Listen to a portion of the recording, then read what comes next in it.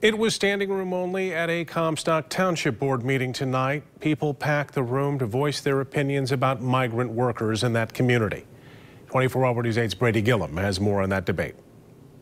Well, Brian, good evening. Word got out that a local business wants to house dozens of migrant workers right here in Comstock Township.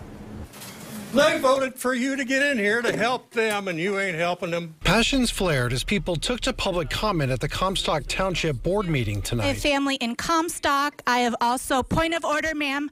Winkie Greenhouses will start housing 34 migrant workers next month as part of the H-2A program. Workers will live in 4 houses the greenhouse owns within the township. We're very much struggling to have people to come to work with the seasonal nature of the jobs that we do and the hours that we work.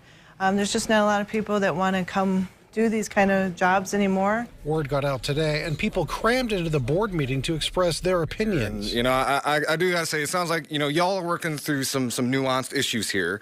Biggest concern for me, I'm a mom, the safety of my kids, as all of these migrant work camp houses are going to be housing all men, males, no families, no women, no children, just men for 10 months out of the year. Danielle says she's also concerned about her property value, but her family is her main priority. My biggest fear is just the fact that these gentlemen will be among our community on my street. I have a daughter who goes out to a barn and works with her horses.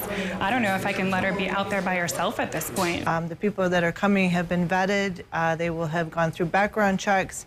Everything that they're doing here will be very much under scrutiny to make sure that they follow the rules. Now, those 34 migrant workers will start living in Comstock Township in January. Also in January, Winkie will apply for housing on their farm. Reporting in Comstock Township, Brady Gillum, 24 Hour News 8.